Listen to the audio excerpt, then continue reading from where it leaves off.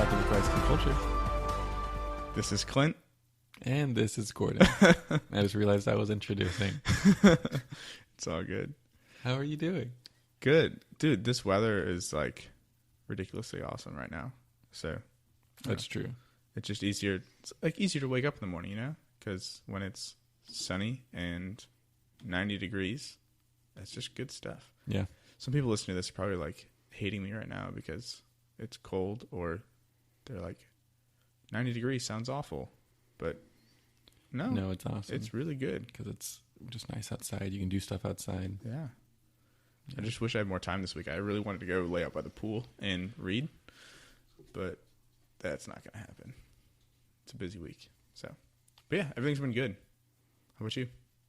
Things are good. I'm a little tired. Just because I woke up kind of right before coming here. Yeah. Almost locked my keys in my car when I was getting coffee. Like while I was running, which would have been really bad. But I didn't. And the only other thing is because it's warmer outside. So I've been saying that, like, I've been trying to be more active during Lent. And I've been saying that, like, I haven't been more active.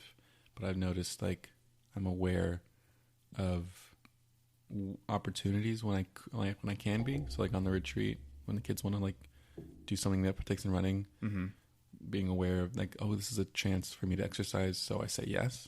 Right. But I've more just realized lately that it's not true. It's just that because the weather is nicer, I will be more active. Like, we're playing stuff outside before youth group. Yeah. So, like, yesterday I played kickball.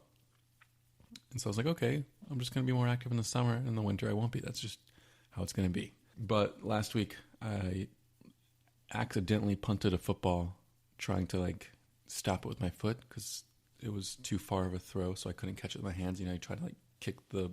Okay, yeah, to try and knock it down. And it landed on my shin. It was, I guess, going further than I thought when my foot was sticking out. And I bruised my shin, which was fine. But as of Monday, just the way it looks, I thought maybe, like, it's worse than it was. And then playing kickball yesterday worsened it again. Right. And so now I'm even, like, aware of it when I'm walking. And I'm just, like, trying to self-diagnose on the internet, and that's a terrible idea. So I think I'm, like, psyching myself out. I think it's just a bruise. But I'm like, I think my foot might be broken. From punting a football. Yeah, and my doctor in help right now is Lizzie, so it's just like, Lizzie, can you look at this? Yeah, you're probably dying. Other than that, I'm great. Nice. Okay, so other than your death bruise, everything's good. Cool. What about media you've been taking in? Still watching a lot of movies. I just binged, actually, the Netflix series called Russian Doll. Okay. Yeah, I saw you posted that on the Patreon community page. Yeah, I did. That I was watching it. But I just finished that show. It's pretty good. It's interesting. It's about a girl that keeps dying in the same day, and when she dies, she wakes up and starts the day over. And she's got to figure out how to get out of that loop. And that's the entire season. They're 25-minute episodes, and there's only 8, so it's really easy to binge. Okay. 4 hours. Other than that, me and Lizzie watched this ridiculous movie called Dale and Tucker versus Evil. I feel like I've heard of that, but I know nothing. It's kind of old. It's just 2 country hicks that are going on vacation, and then, like, these college students going on vacation that see them, like, in passing, and they think that they're creepy, and then they end up, like... Are they creepy? They're not. Oh, okay. And so they end up going, like, as they're both on vacation, the college students think that these country guys are after them and killing them, like it's a scary movie, but it's just, like, coincidence. Okay. That one of the guys is, like, trying to, like, cut wood, and he accidentally cuts to a hornet's nest, and then he's, like, running around like a madman with a chainsaw because he's being chased by bees, and he's, like, accidentally chasing these college students, which he never sees because his eyes are closed. Oh my Stuff like that. And it's just, it's stupid, but it's really funny. It's like one of those early 2000s, like, stupid comedies. Yeah. Okay. I finally saw Spiderman Into the Spiderverse. Is it as good as everyone said? Yeah. Really? Yeah. It's definitely in my top 5 Marvel films. What? Oh my gosh. I was so hesitant to watch it, and I still haven't, just because I don't, people are going to hate me for this, I don't like the animated, like, superhero stuff as much as I like the live action. I think you have to like comic books, like reading them a little more, because I watch and I own some of the adaptations of actual comic book stories that are animated. Okay. And then the Batman like TV series is a classic, but I can understand that. Yeah. But yeah, it's great. Especially if you like comic books, it makes a lot of nods to the old Spider-Man movies that are hilarious. And it's just really, like, visually, it's great. And the story's just fun. I enjoyed it a lot, and I cried. Okay, but we do that a lot. All right, maybe I'll actually check it out, though. I mean, I've gotten a lot of people saying I need to just suck it up and watch it, because it's really good. I told Cody, I was like, top 5, because he hasn't seen it either. And he's like, all right, I'm buying it. So you might own it soon. Cool. I'll wait a week, and I'll watch it for free. Perfect. But it could be. I haven't, like, sat down and thought about it. Like, I've never really ranked my MCU movies. Could be in my top 3. I don't know. I'd have to think about it. What would be top 1?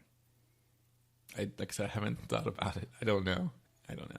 Maybe it'd be like a running for like Iron Man 1, Infinity War, or Guardians. Okay. Maybe we should like figure this out before Endgame. I'll think about it and we can talk about it on the show. We'll see. Maybe when we do Endgame, the entire Endgame podcast will just be us ranking all of the other movies and not actually even talk about Endgame. Yeah. Just kidding. We're not going to do that, guys. Lizzie made me watch. Not made me. We've been wanting to watch this for a while. It's called Howl's Moving Castle. It's an anime. Oh, okay. I think it's by the same guy. Maybe not. Sorry, guys. I've only seen like 3 animes in my life. I'm getting into this thing. Do Pokemon and Yu-Gi-Oh count? I don't count them, but those count. So I've seen 5 animes in my life. But it's really good. It's one of those like beautiful animation movies. I think it's by that guy that did like Ponyo and other stuff. I don't know that one. Totoro. I don't know. I know very few animes. I know of them because I had a Tumblr back in the day, and I've seen all. Tumblr. Like I didn't realize how much of this movie I'd seen in GIFs on Tumblr. Okay. But I'd seen most of it. It was good. It was weird. Right in my alley. And then I finally watched Glass, which is the 3rd final trilogy. Was it good? Yeah. I didn't even know it came out. I totally lost track of what movies were coming out when. Yeah, it came out last year. What? Came out last year. Glass. Uh-huh. No way. Way in the fall. Yeah. Are you serious? Yeah. Because I know Chris had never seen Split, and so he watched...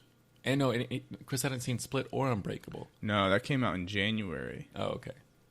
So Chris saw Split and Unbreakable in the fall. I mean, Unbreakable and then Split in the fall. And he's like, no, I'm going to go see Glass. I don't know if he ever did see it. I wasn't crazy about Split, just because of the... Oh, I liked it. Twist ending. And just... Well, I love Unbreakable, and I liked Split. I think he did an incredible job. But just because of the twist ending, I was like, what is M. Night Shyamalan doing? Like, tying this world together? That just doesn't make any sense. Until this movie. Yeah. And then I was like, okay, everyone needs to see all 3 of these movies, like, in the same day. It's incredible. And it's beautiful. Okay. Yes. Wow, its online ratings are not good, but I liked the other movies, so I'm going to watch it either way. If you like superheroes and like superhero lore, watch Glass. Really? Yeah. Okay, but it's like its own universe. Yeah. But have you seen Unbreakable? Yeah, I've seen the other 2. Yeah, so like the fact that Glass deems himself and Bruce Willis as like superheroes because he owns like he owns his own comic store. So this is like the final piece to like that. I don't want to say anything because it's just good. Yeah. I'm actually gonna watch this one, so please don't spoil it. Yeah, that's it. What have you seen? I've taken a lot. Wow, yeah. I think you're taking in way more than me right now. As well as podcasts. Yeah, that's been my big thing is podcasts. I started listening to Dice Camera Action again, which is one of my favorite D&D streams. So finally getting caught up on them. I was like 8 weeks behind. So it's pretty bad for me. I've almost listened to every podcast episode that I have downloaded for all of the different shows. And I have a lot of shows. What are you going to do? Probably download some new ones. Oh, okay. Or find a different... I thought you meant like you're almost caught up with all the shows. No, I am. Oh, okay. I mean, like, start new shows. Oh, yeah. Yeah, because Nice. what else? This is what happens when I have one for you. We can talk about later if you need more shows. Cool. Because I've been listening to them at double speed, right? Yeah. So just plowing through all of these. But yeah, so the newest one, like I talked about last week, I think, is Clerically Speaking. Yeah. So I've been listening to them, really crushing through their stuff. But they just started back in like August. So it's only like 30 some episodes, I think. So going through those, I've been watching Umbrella Academy. You got me watching that. So that's weird and awesome. And I'm still trying to piece together what's going to happen because I have no idea. So good. Yeah. So I'm about halfway through that, I think. And the last, well, I guess not last thing, but the next thing is I've actually been reading Asterix comics. Right. It's a French comic, but I'm reading it in English. And it's actually really funny. Yeah. There's just a bunch of dry, like witty humor. So, yeah. So that's been really cool. And the last thing is actually what we're going to be talking about today. Yeah. That was the last thing I took too. Okay. I tried to do it double speed. That's a terrible idea. The movie? Don't watch a movie in double speed. No, that sounds awful. Or 1.5 speed. It's so hard. Oh. Well, you do it with podcasts. And I was like, I can do this. And I did it. And so it was fast forwarding. To clarify, before I do it with a podcast, I have to be used to the people's voice. Yeah. Otherwise, it kind of throws me off. I don't know if that's weird, but... No, I mean, it makes sense. Yeah, so we once I talked about it. I listened to it at normal speed until then. So this movie was requested by our good friend Joseph. I don't know if you know Joseph, but... Steve we and I go do. way back. Yeah, okay. You're best friends. Good stuff. And he asked us to do the movie The Crimes of Grindelwald, which I had not seen until last night, and you watched most of it earlier this week. Yeah, so. yeah. Cool. So we'll do our best. If you guys are big Harry Potter fans or the Wizarding World universe, you've probably seen this, but some people don't like the new movies. So I mean, I'm a pretty big fan. I know Lizzie's a huge fan, but we haven't seen him. A lot of Harry Potter fans also just don't like the new series. Yeah. So, but it's got a lot of nods to the old series. Right. It's different. It's portrayed very differently. So, with that, let's go ahead and get talking about it. Let's do it. So, it starts off in like 1927 or something like that, and this is about 6 months after the last movie took place. And so we see Grindelwald has been arrested. Also, before we go any further, if you haven't seen the first one, Fantastic Beasts and Where to Find Them, you might not know some of the characters, but you'll probably understand the gist of it by the time we're talking about it. So, a few spoiler alerts. Grindelwald gets arrested at the end of the first one. So, he is currently in prison. He's under high security, and we see that, or I guess we hear, they cut out his tongue so that he couldn't persuade his guards to let him out. They said he's very persuasive. And this is like in the first minute of the movie probably. Yeah. And immediately I thought of how this is how Satan is portrayed. Mm-hmm. You know, the deceiver, the Prince of Lies with the silver tongue. Right. You know? So I thought it was really interesting that they cut out his tongue, and I think that's a important theme throughout the movie too. So well, and the person there's someone that's helping him. Yeah, but no one knows in the beginning, mm-hmm. and his tongue is a snake tongue. Yeah. Well, that's because Grindelwald helped him grow it back or whatever. Yeah. Well, I'm just to help with that. Yes, it's true. Yes. So.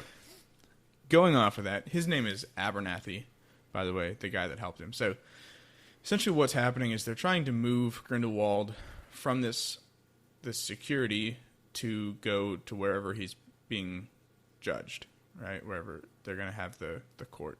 But we very soon realize that the person that they have under custody as Grindelwald is actually this Abernathy character who's posing as Grindelwald. And it's his tongue that's missing. And Abernathy, or who appears to be Abernathy, is actually the real Grindelwald who's on the outside. And so Grindelwald attacks this flying cart, and there's this air battle scene. And essentially, they beat all of the government wizards, and he frees the real Abernathy and gives him a new tongue, which, like you just said, is a snake tongue. I think it's also important that he manages to save all of his belongings, too. Especially this special, like, silver necklace that comes up over and over. By the way, guys, magical high security lockdown is awesome. It was pretty sick. Yeah. Yeah. My favorite one was when the door locked. Yeah. It was so pretty cool. sweet. Yeah. Okay. So that was cool. And then 3 months after that, we kind of flash forward, and this is where we see our first character from the Fantastic. first movie. The first movie. Yep. So it's Newt, Scamander. He's kind of the main character of this new series. And so he's walking through the Ministry of Magic in England, and he finds his future sister-in-law, is what we find out. Her name is Lita Lestrange, and she's now working at the Ministry. Oh. And from that very first conversation, we get this idea that she's kind of fond of him. And there's something there. And we also find out that Newt has been banned from travel outside of the country, and so he's been appealing that. And so he's going to the Ministry to do that today. And the Ministry says that they will agree to allow him to travel as long as he starts to work for them as an Auror, which is someone who fights evil, essentially. And we also find out that Credence, who's a very powerful wizard who is kind of dangerous because he can't really control his magic, we find out that he survived the first movie and is actually hiding somewhere in Europe. And so after this whole conversation, Newt refuses to fight. He says that's not him. That's not his skill set. Right. He doesn't want to change who he is. He said, that is my brother's job, right? So his brother's name is Theseus, and he's the one who tried getting Newt the job, essentially. So right after this, they have a conversation outside of that hearing. And Newt says to his brother Theseus, I don't want to hear how the ends justify the means. And then Theseus says, everyone is going to have to pick a side, even you. And Newt responds, I don't do sides. So let's just break it down from here. What are your thoughts? Because I know you love Newt. So, yes. So I was telling Clint before this started, I feel like if I lived in the Harry Potter world, because, people ask that question, like, what kind of wizard would you be? And I always felt like the safe answer would be like, well, I probably wouldn't be a wizard. Like, I probably would be a muggle in the Harry Potter world. But now that Newt, exists and I've seen Newt, he's a little more introverted than I am, but his quirkiness and then, his love of animals and, his love to be different than the rest of the world, I was like, I think that just seems like me. But I love... Okay, so to explain to listeners, one of the things they talk about is that Grindelwald thinks that wizards should be above everyone, including muggles and most wizards. So he wants total domination in the world. Specifically pure blood wizards. Correct. Yes, pure bloods. And so that's what he's trying to achieve. And so it's pure bloods against everyone else. And it's that kind of side in Grindelwald's eyes. And the Ministry of Magic thinks that that's wrong.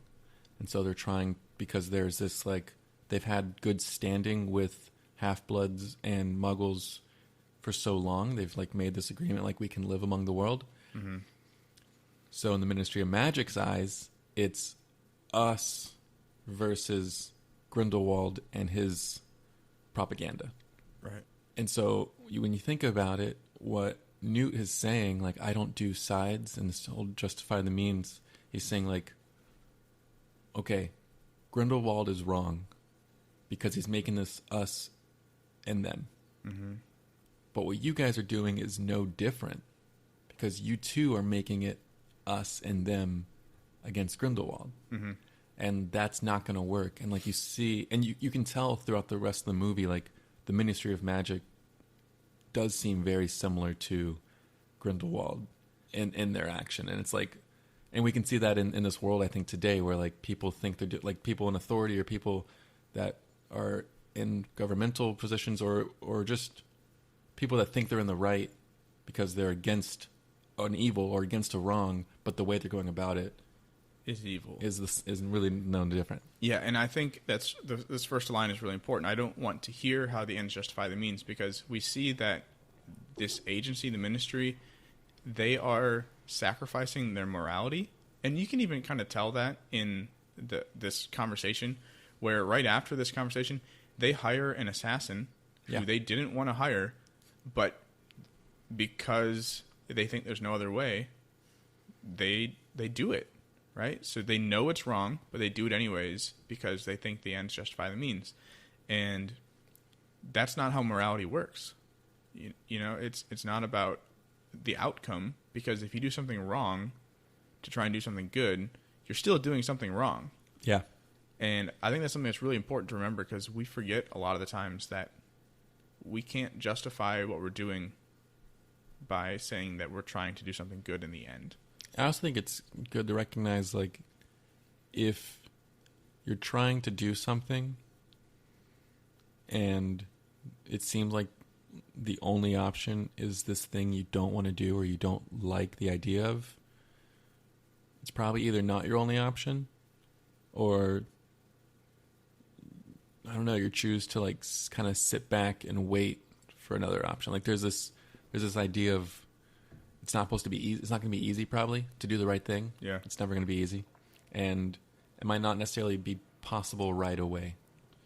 It's also kind of like a false dichotomy, right? So like this false dilemma where they're picturing it as there's only two options here, but Newt, and this is one thing I love about him, and we see it right from this beginning part, he is true to who he is, even with the Auror job. He could have very easily taken the Auror job and not been morally wrong.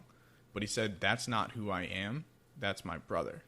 And so we see that he has a very strong understanding of who he is and his identity. Mm-hmm. And I think that's really important throughout the entire film. Agreed. And so recognizing that's not who I am, there's another option for me, right? I don't think that these are the only two options. Like, there's something else. And so he figures it out, and that's what the whole movie essentially comes down to. Mm-hmm. So with that, right after this conversation, this scene, we jump over to Grindelwald again, who is now in Paris, and he and some of his followers are moving into this house of someone who just passed away, and I'm pretty sure they killed him. They didn't explicitly say it, but it's pretty obvious. The green flashes is a killing spell. Yeah. Well, and then right after that. Yeah. He really shows his colors. Yeah. So we see, as they're kind of going in and taking over this house of the people they just killed, I'm pretty sure they were human. I'm almost positive. As they go in, they're walking through and they find a baby that's just sitting there playing. And Grindelwald comes up to him and kind of interacts with him for a little bit and then just walks away. And then he leaves one of his hench people, henchwoman, in that room. And as the door is closing, we see that same green light flash. What I think is really important when you think about Harry Potter's story, because his parents were killed, and then he was a baby, and Voldemort tried to kill him. Just like the same way, just trying to kill him, take over a house, and he didn't die. Yeah. Anyways. Oh, yeah. Maybe it's a little bit of a nod. Yeah. Another boy who lived. No, I don't think he lived. Pretty sure. So with that, we see that Grindelwald and his crew are willing to sacrifice even the young innocent life for their cause. And so we're seeing again, to them, they're trying to use the ends to justify the means. Oh yeah. Right. Even to the point of killing an innocent child. So after this, we're back to Newt again, and he meets with young Albus Dumbledore, which is interesting to see. I know a lot of people were kind of upset by the portrayal. Some people were happy with it. It is what it is. I don't really have He hard feelings aged either way. terribly. That's all I got to say about that. Yeah. If that was young Dumbledore, he aged terribly. Yeah. He Young never- young Dumbledore is super sassy. Yeah, it's true. For sure. So we find out that Dumbledore was actually the one that sent Newt to New York in the first movie, and that's where he got in trouble in the first place. And we also find out that Credence is in Paris trying to trace down his real family. And so we kind of hear some of the rumors from that, but one of the things that Dumbledore says to Newt is when he's trying to convince Newt to go on this new mission to find Credence, Newt's trying to figure out, why me? Why not you just do it? Why can't you choose someone else? And Dumbledore says, you do not seek power or popularity. You simply ask, is it right in itself? And you do it no matter the cost. So I want to break that down a little bit. What are your thoughts? That was my favorite line in the whole movie. It was He's like, beautiful. he's like, you know what? Because what he prefaces with is, do you know why I like you, Newt? Because you don't do anything for power. You just ask yourself if it's right. And if we go back to the Ministry of Magic scene, talking about like him knowing who he is, like he probably asked himself in that room, like, is this right or wrong? And this is wrong because you guys are in the wrong. And you're not in line with what I agree is right. And yeah, there's this idea of like kind of just, yeah, the whole scene earlier with the ends justifying the means. When we justify anything we do by the end goal, even if it's right or wrong, then you're still choosing wrongs along the way. And that's ultimately wrong. Mm-hmm. Whereas if every opportunity and every decision you have to make, you ask yourself, okay, is this right or is this wrong? Is this right or is this wrong? And then choosing the right every time, it might take twice as long. You might find out what you thought you're supposed to be doing as far as like your role in this bigger picture is not what your role actually is. Mm-hmm. But you're choosing right the whole time through.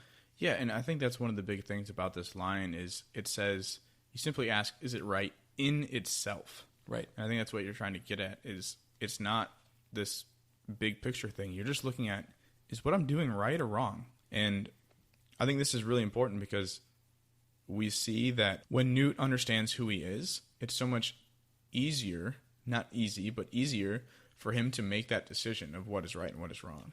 Also, and this is skipping ahead just barely, Dumbledore is asking him to go to Paris. Mm-hmm. Just like he asked him to go, and Newt will go to Paris illegally. But he's not in the wrong. Does that make sense? Break that down for us.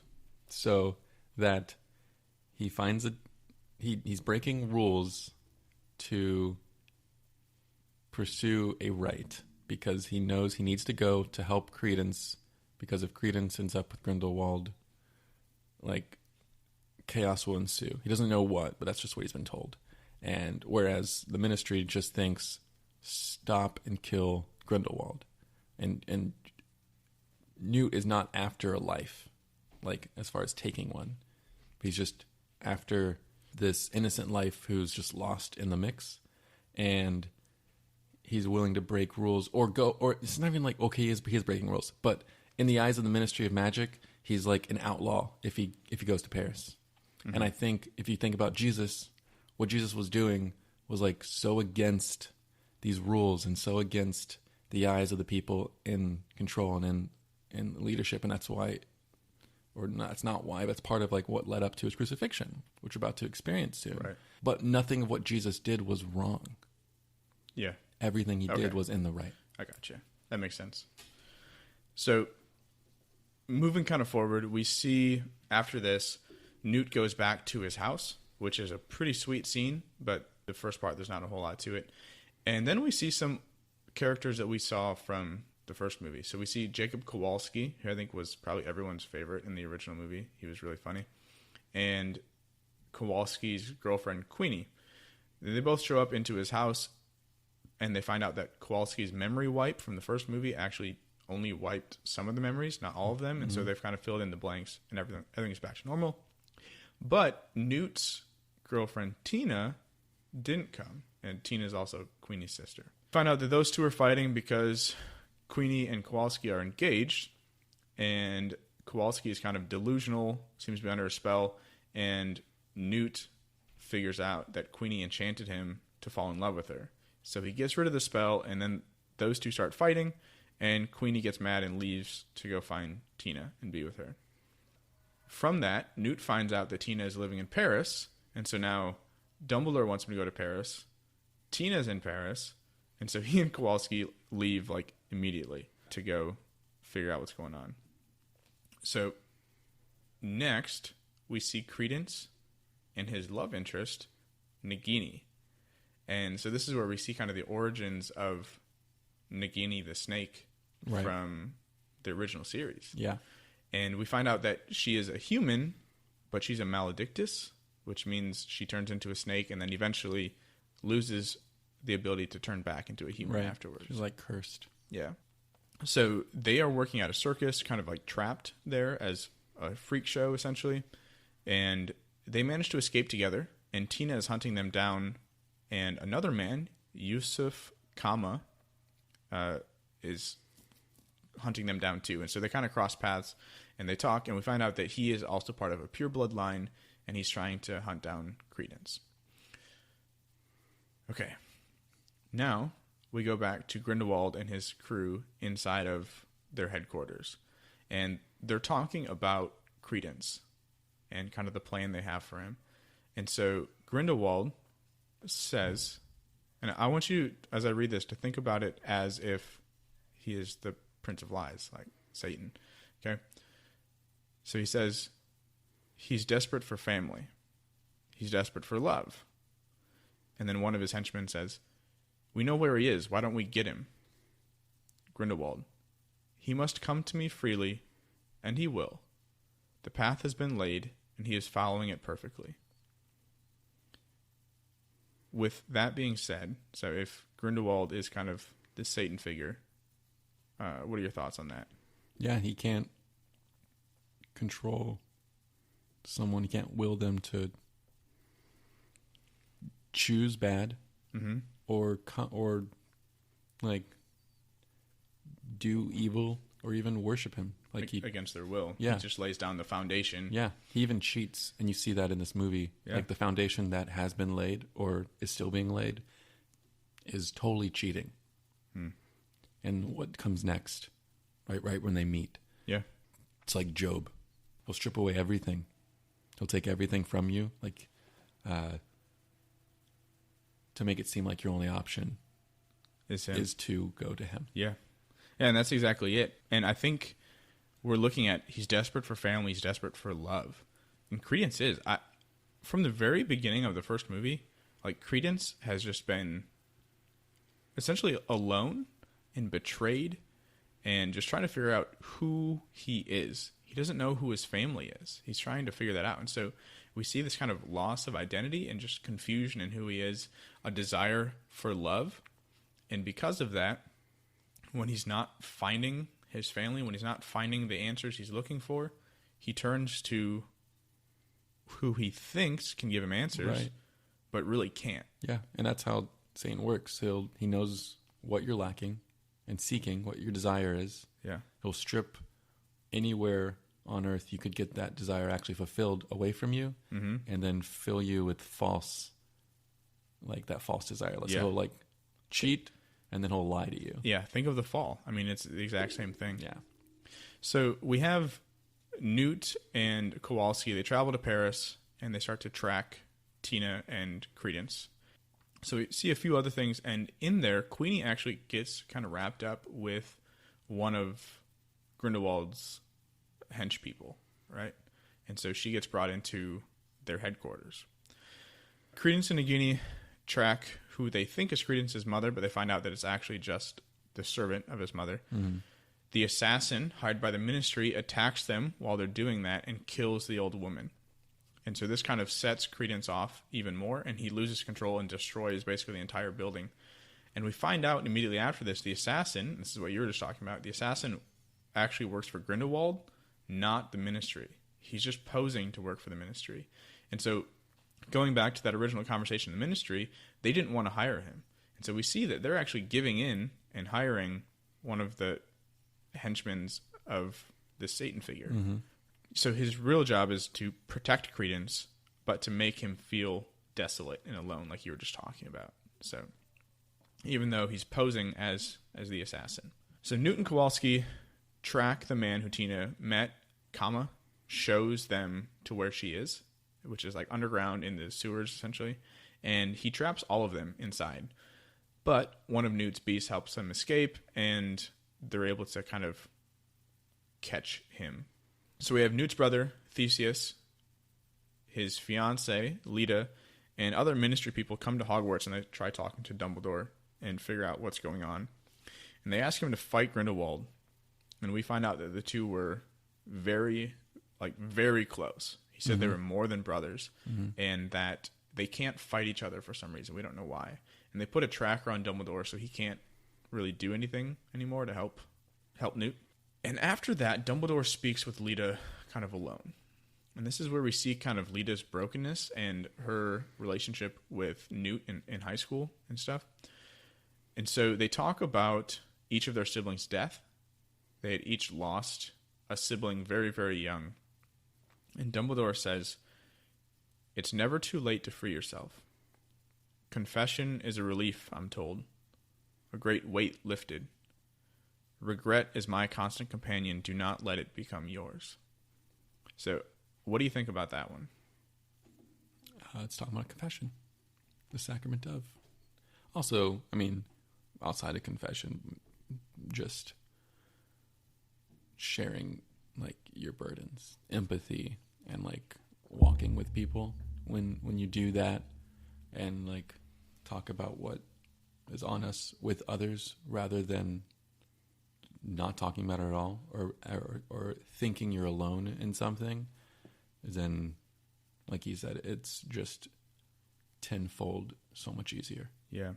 Obviously, it's definitely confession. I even say it right there. But with the theme of identity being so strong, I think because she's letting this loss weigh on her, and we find out later why it's weighing on her so much, I'll go ahead and say it, but she actually feels guilty for her brother's death, and in some ways a little is. I don't know if you didn't get to that part. No. Oh. Right now, we're kind of in the dark. Spoiler. That's Sorry. okay. So I didn't even know she had a brother. I don't yeah, that up. That's where the curveballs come in at the end. So she feels guilty for her brother's death, and because of that, it's kind of affected who she views herself to be, and so she has this struggle with her identity too, and we see that play out as well. And I think that's part of the reason why she likes Newt so much, because he is comfortable in who he is, and we see that play out in this flashback scene that we see between the two of them. So a few other things happen, but I'm going to go ahead and skip over them because I don't think they're super important. But one of the next things that happens is back in Paris, Grindelwald calls all of his followers to a meeting by covering Paris in this magical black cloth. And so we see like this darkness being used to call upon people. And I think it was kind of reminding to me of if you ever watch like World War II movies and you see the long red cloths, red and black, of the Nazi party hanging from the buildings. Yeah. That's very much what it looked like. It also reminds me of we started a new series for youth group, like veiling. Mm-hmm. But like the false veiling. Yeah. You know, so like blinding. It's because it was like sheets, but in the sky. Yeah. Yeah. And so, veiling is supposed to say, like, recognize something that is holy and protect it. Right. But the fact that, Christ stripped the veil. Mm-hmm. And if you think, like, the story of, like, Moses veiling after he needed to. Gotcha. Stuff like that. So the tearing of the veil and... Yeah. Gotcha. So we see this black being used to call. And then right after that, he meets with Credence and Nagini on a rooftop. And Grindelwald tells him that he knows where to find out who Credence actually is. And so we see exactly what you're saying. He promises these are kind of like the main promises. I'm going to help you find your true identity, your true freedom, and he also talks about free love when he talks to Queenie. And so he's promising, I can help you understand who you really are. I can help you be truly free, and I can help you be loved. Which, these are the lies of Satan. You know, those are like the exact same things. So we see that in Genesis, we see that throughout Scripture, and we see that in our own lives too. So a few other things kind of transpire here. I'm going to skip over them as well. And this is kind of where you're in the dark, because I don't think you've been this far. Okay. So after this, Newt and Tina go to the family records vault and pretend to be Lita and Theseus. But Lita was actually already there, so they get caught by the keeper of the records. And they find out that Lita's family records have been moved to the family tomb, which is also where Grindelwald is calling everyone to meet. And so they go, and okay, here's where the spoilers come in. Brace yourself. It's fine. Okay. So we find out that Kama, who was the man from earlier, and Lita Lestrange are siblings. I knew it. So they find out that he was alive after all, but this is where it gets crazy. So Credence wants to know who he is, obviously. Kama says that his parents were pureblood, and Lestrange, as in Lita's father, charmed Kama's mother and conceived Lita in this second relationship, but his mother died in childbirth. And so he kind of, in a way, blamed Lita for that, but still saw Lita as like his younger sister. And because of this charm, he vowed to kill Lestrange. And after that, Lestrange immediately remarried and had a son named Corvus, who they say is Credence. He wanted to protect his only son because he knew that Kama was like vowed to kill him and like his heir, essentially. So he sent Corvus and Lita and also their servant, who was the woman from earlier on in the movie, to America on a ship, but the ship sinks. And so we find out that, well, from what he says, Corvus survived because someone, Lita, saved him. Okay. And this is where Lita breaks down. And we find out that she got so annoyed by the baby crying all the time that she actually switched it with another family. And so she took a different baby, and the baby that she left with the other family ended up drowning. So her brother, Corvus, did die because of her. But she managed to save this new baby, which is Credence. And so they really don't know who he is yet. And so it's just even more confusing. He's even more infuriated because he doesn't know. Whoa. Yeah, exactly. Yeah. Next thing that happens is a passage opens up in the tomb, and it opens up into this massive Grindelwald meeting thing. And it's essentially a Nazi-esque rally. Oh. And yeah, it's very reminiscent of that, and Grindelwald being kind of this Hitler figure. So Grindelwald, there's a lot of quotes here. So I'm going to run through them because I think they're really important to understanding who Grindelwald is. Okay. And we'll kind of go from there. So Grindelwald walks out into the middle of this rally, surrounded by people. And this is what we see in the trailer, where he walks down the path and out into this big rally. He says, I see the Muggles are not less, but other. Not worthless, but of other value. Not disposable, but of a different disposition. Magic blooms only in rare souls. It is granted to those who live for higher things. And oh, what a world we would make for humanity. We who live for freedom, for truth, and for love. And as he says each of those, freedom, truth, and love, it kind of flashes to each of the characters that he was kind of implanting that thought into. And then he shows a vision of what would happen if they don't revolt. And he shows, like, World War II, literally. So the destruction of Europe, the atomic bomb, the Holocaust, all these things. And so everyone's, like, feeling the emotional tug to feel like they have to do something to stop all this, right? And so he's saying, if we don't do anything, this is what's going to happen. The humans don't fight. If we don't stop the Muggles, the Muggles are going to bring this about. Because he thinks the Muggles are violent. And that's actually the next part here. It says, that is what we are fighting.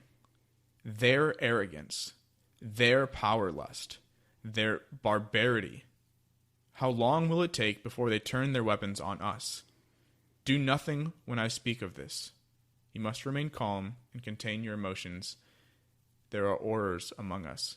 Because we see Theseus and the other Aurors had snuck in too. And so we have these Aurors walking amongst this rally. And so they were sent there to arrest everyone there. But Theseus was warned by Dumbledore to not be violent. And so he tells the people that these Aurors have killed other wizards, his followers, just for seeking truth and following him. And he kind of creates this anger inside of them. And one of them attacks an Auror, and the Auror fights back and kills her.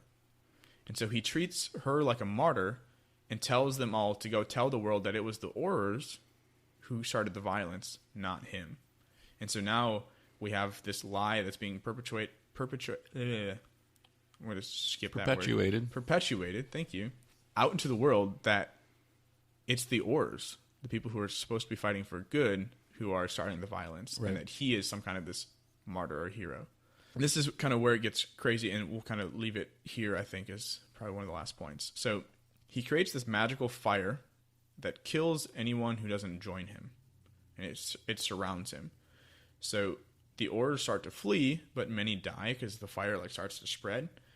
And some people come in and join him, and we see they come in, they kind of kiss his hand, and then they disappear. And we see Credence joins him because he wants to find out who he is. Queenie joins him because she thinks it will help her be free to love Jacob, because right now it's illegal. And then the Scamanders are being attacked and look like they're about to be killed, both brothers, Theseus and Newt. But Lita comes forward and says, stop, essentially. And he does. And he looks at her, and she acts like she's going to join him as well. And then as Grindelwald turns, she attacks him, allowing essentially for the brothers to escape. Right. But before she does that, she looks over at them. So it's her, and then Theseus is in between, and then Newt's on the other side. Okay. She looks at Newt and says, I love you. But Theseus is kind of in between. So it's this play of who does she really love? Because she's engaged to... Right. Yeah. Not really important, but still kind of cool movie trick. And so we see all this, and then afterwards they fight the flame with the help of Nicholas Flamel, who I kind of skipped. He came in earlier. Mm-hmm. And I don't know if I want to spoil the rest of it, but what are your thoughts at least on this rally and everything going on there? It's confusing. Okay. I mean, I think it's kind of a perfect situation for Grindelwald. Oh, yeah. What Dumbledore warned them against, don't attack, don't be violent, wasn't don't kill and don't be violent, because we're not supposed to be violent. But he knows, look, that would look bad, and Grindelwald, who is this father of lies, mm-hmm. is just going to turn that around to benefit him. Yeah. And it does. Mm-hmm. And so it's when you're in the thick of it, when you know you're in this crowd of, well, the crowd's not all evil, but in this crowd of people and in this type of place, you got to be extra careful. Yeah. And that's when not choosing a way to justify an end, to like the reason they killed was self-defense, and I don't think attacking was necessarily wrong. If that person was to defend themselves and attack back, but not to the point of death, would have been understandable, and no one, he couldn't have really twisted that too much. But the fact that it ended up resulting in death, and what justified that end was well, they attacked me, and it was self-defense, mm-hmm. which is a common law here. But you you really want to ask yourself in every moment, is this good?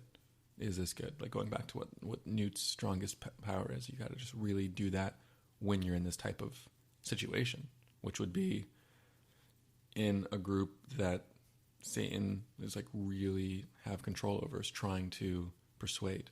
Does that make sense? It does. And I think maybe that can actually be our challenge for the week, is to, like this week, be very intentional in your decision making and say, is what I'm doing good? Not only is it good, but take it to prayer and say, is what I'm doing for God or is it for myself? Yeah. Yeah, and I think that's my challenge. Is simply take your decisions to prayer and figure out, is this good? Is this right? And not just for the big decisions either, but make it a habit this week to intentionally decide like all those things. Obviously, if you're like trying to figure out what to wear today, and you're like, do I go with the black shirt or the blue shirt?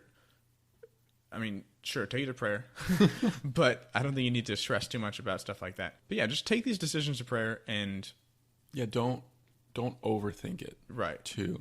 Like that's another thing. We can't be just like when we talk about testimonies, we want to like glorify the sin. You don't need to bog down too much on like, okay, is this right? Is this wrong? And like cause yourself an anxiety attack, or like just live your life and like relax and have fun and be joyful, but just be aware.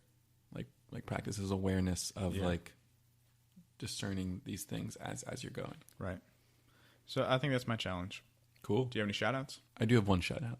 Okay. My good friend Cody Reynolds, he's from Georgia. He's getting married. Yeah, he started in like listening. 3 months. He does listen every now and again. Yeah. And I saw him come up and I texted him. I was like, are you listening to like my podcast? Because it's kind of surprising that he would listen. He's like, yeah, I would usually listen when you posted it on your Facebook, and just to kind of like see how you're doing. And I was like, wow. And I don't know if he'll listen again, but if he does, thank you. Yeah. And congratulations on your soon to be married. Cool. That's awesome. I want to give a shout out to Joseph for requesting this movie. Yeah, thank you. Because I probably wouldn't have done it otherwise. So sorry it took so long, but hopefully you enjoy it. And I know we give him a shout out all the time, but Cody just started listening again and went from like not listening since December to our number one listener again. So he's just... And Celia. Yeah. The power couple. Thanks, guys. Yeah. Thank you guys for supporting us and just being awesome. Oh, also, we had a listener in Guam this week. Cool. That was pretty sweet. Yeah, there was a lot of international listeners stuff. this week, and sorry not all your names pop up. Like I've said in the past, if you're a new listener, when I listen to our podcasts, I don't even pop up because I listen to like a third-party app. So depending on how you listen, it depends what you listen on. But we do recognize where you're listening from and that you have listened, and there were a lot of listens lately. So just like thank you all for checking us out. Seriously. Yeah. So with that, guys, if you are liking what we do, please go ahead and check us out at our website, first of all, which is thechristanculture.com. Make sure you put the Christ and Culture or you'll get something else. And also, if you really like what we're doing and want to help support us, please check us out on Patreon. Patreon is a place where you can support us financially, and in return, we will give you extra stuff. And we don't keep any of the money that we get. No. It all goes back to trying to build this podcast back up. Right now, we're really trying to just cover the cost to keep this podcast afloat. For our tiers, I mean, some of them are only $5, $10. That's like, don't eat out one day or don't go get a coffee one day, and that will cover like the entire tier for that month. Yeah. So my challenge is, if you enjoy this even a little bit, please consider once a month, skip that coffee and give that to supporting this podcast so we can kind of make better stuff for you guys. We're hoping to get better equipment this year too, and keep bringing in some new guests and stuff like that. So totally. I'm really excited. Yeah. So everything helps. So anything you guys can do to help us there. Also, please consider following us on Twitter @OnTheAdventure and Facebook as well. If you want to get a hold of us, our email is in the notes section. And what else am I missing? Oh, leave us a review. Yeah, leave us a review anywhere you listen. The more you review, even if it's like a low-star review, we don't really want those, but if it is, honest, the more you review, just the more we show up in places. Yeah. And that just helps just this to be spread. If you enjoy this, that's just another way to support us outside of the Patreon, is just to review us one time. Yeah. It's as crazy as it sounds. You clicking like that 5-star, that 4-star review could help us reach another 100 people. It's just true. Half a second click can help 100 new people. Even reposting our episodes on your own social media also reaches another 100 to 200 people every time. And it's really simple. Yeah. So anything you guys can do to help us reach some more people. We love what we do, but we want to be sharing it with as many people as we can. Also, let us know if there's anything you want us to cover, because we are trying to go through recommendations. Mm-hmm. So, I mean, on top of guest episodes, if there's anything you want us to cover, we'll pretty much try to cover it as we're going down this list of things to do. And it gets us to intake new media. Yeah, which has been really fun. Yeah. Otherwise, thanks again, as always, for joining us on the adventure, and we'll see you next week. Bye.